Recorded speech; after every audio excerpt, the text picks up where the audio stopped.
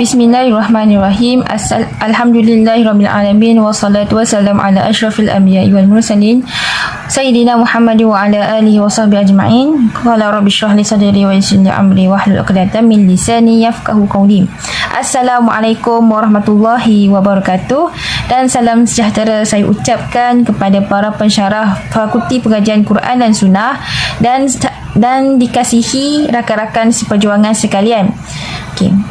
InsyaAllah kumpulan kami terdiri daripada 4 orang pelajar daripada Fakulti Pengajian Quran dan Sunnah, di mana kumpulan kami telah memilih tajuk di webinar ini, iaitu dengan memilih adab penggunaan aplikasi Smart Quran Jakim dalam kalangan pelajar. Assalamualaikum warahmatullahi wabarakatuh. Nama saya Nur Alia Syafiqah binti Izan, nama matrik 1182730. Sebagai pendahuluan, penggunaan aplikasi Al-Quran menjadi salah satu medium pembacaan terhadap ayat-ayat Quran yang kian berkembang mengikut peredaran zaman teknologi maklumat.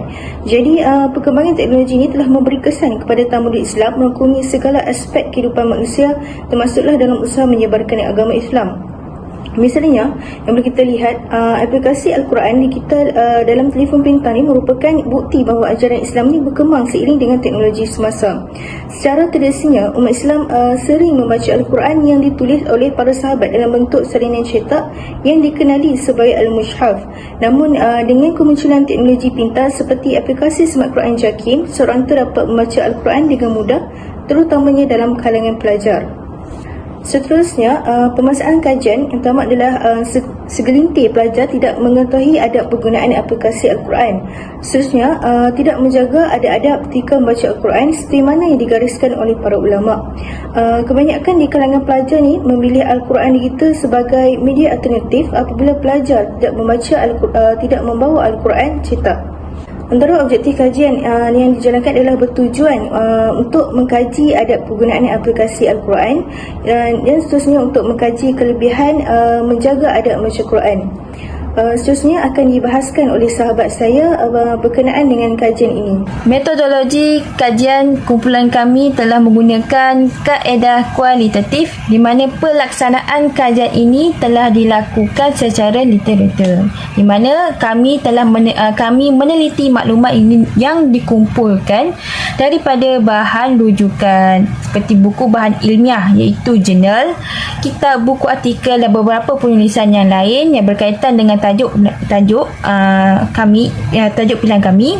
Selain itu, malahan kami juga telah melayari laman sesawang untuk mendapatkan data-data tambahan untuk menguatkan lagi kajian ini.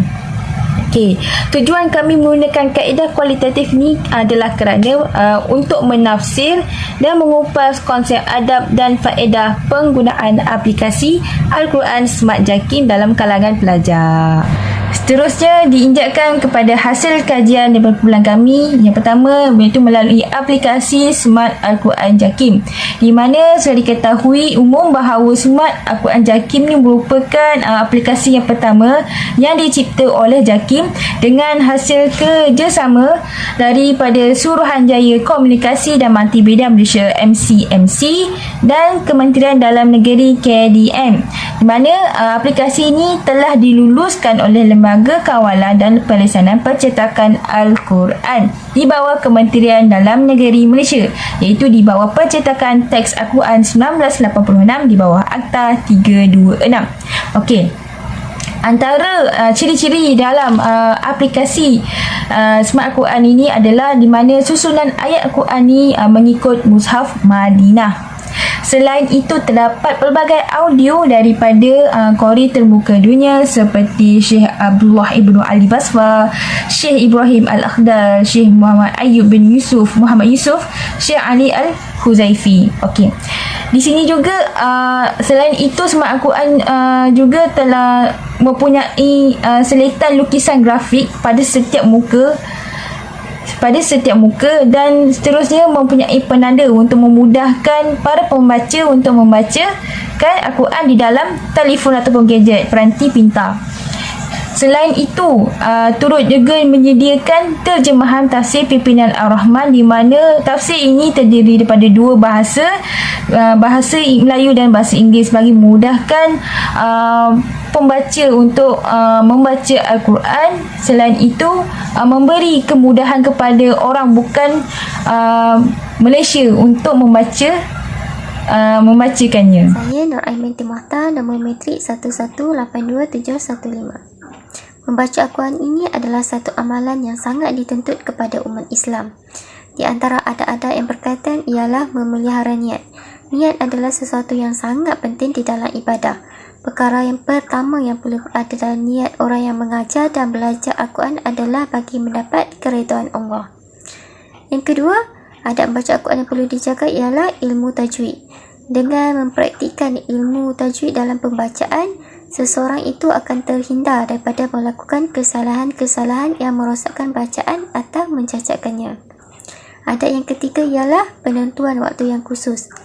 Penentuan waktu yang khusus dan yang afdal merupakan satu perkara yang boleh mengelakkan daripada perasaan mengantuk semasa Al-Quran. Oleh itu, pelajar seharusnya menetapkan waktu yang sesuai di dalam menghafaz Al-Quran, iaitu sebaik-baik waktu membaca Al-Quran ialah di dalam solat, waktu malam separuh akhir malam dan di antara maghrib dan isyak. Manakala di waktu siang paling afdal ialah selepas waktu subuh. Adab yang keempat ialah disunatkan untuk berwuduk. Menyentuh telefon bimbit bertujuan untuk membaca Al-Quran tanpa berwuduk adalah diharuskan. Namun sebaiknya disunatkan untuk berwuduk ketika membaca Al-Quran serta menjaga adab-adab ketika membaca Al-Quran seperti mana yang digariskan oleh para ulama. Seterusnya ialah kelebihan menjaga adab membaca Al-Quran. Islam tidak menghalang dalam penggunaan teknologi seperti Smart Quran Hakim dalam pengajaran dan pembelajaran ilmu Al-Quran selagi mana ia tidak menjejaskan penyampaian intipati dan ketulinan disiplin ilmu tersebut. Antara manfaat penggunaan aplikasi Smart Quran Hakim ialah ia dapat memudahkan capaian masyarakat untuk mempelajari ilmu membaca Al-Quran. Kita juga mudah untuk mengaksesnya di mana-mana sahaja dan pada bila-bila masa. Sebagaimana yang kita telah tahu bahawa Al-Quran boleh menjadi syafaat kepada kita pada hari kiamat kelak. Hal ini telah disebutkan dalam hadis Nabi SAW, Iqra'ul Quran fa innahu ya'ti yaumal qiyamah syafi'an li ashabihi, yang bermaksud bacalah Al-Quran kerana sesungguhnya ia akan datang pada hari kiamat sebagai syafaat kepada para pembacanya. Allah akan mengangkat martabat dan kedudukan bagi golongan yang membaca dan menjaga adab ketika membaca Al-Quran. Selain itu, jiwa seseorang yang sentiasa berteman dengan Al-Quran akan sentiasa tenang dan lapang. Malah, rumah yang di dalamnya dibacakan ayat-ayat Al-Quran akan sentiasa diberkati oleh Allah Subhanahu Wa Taala. Maka, adab membaca Al-Quran perlulah dijaga dan diamalkan dengan sebaik mungkin untuk memperolehi rahmat dan keberkatan. Hal ini kerana Al-Quran mempunyai kelebihan dan kemukjizatannya yang hebat dan martabatnya yang tinggi. Kesimpulannya, aplikasi Al-Quran Digital Smart Quran di dalam peranti pintar berguna kepada pelajar sesungguhnya memberi nilai tambah dan kemudahan untuk meningkatkan tahap pembacaan Al-Quran. Jadi pelajar-pelajar perlulah meningkatkan tahap pengetahuan tentang adab dan hukum semasa membaca Al-Quran, khususnya dalam gadget moden supaya dapat menggunakan teknologi tersebut dengan sebaiknya.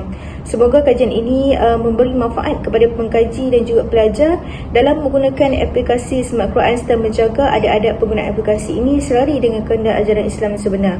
Sekian sahaja daripada kami. Assalamualaikum warahmatullahi wabarakatuh.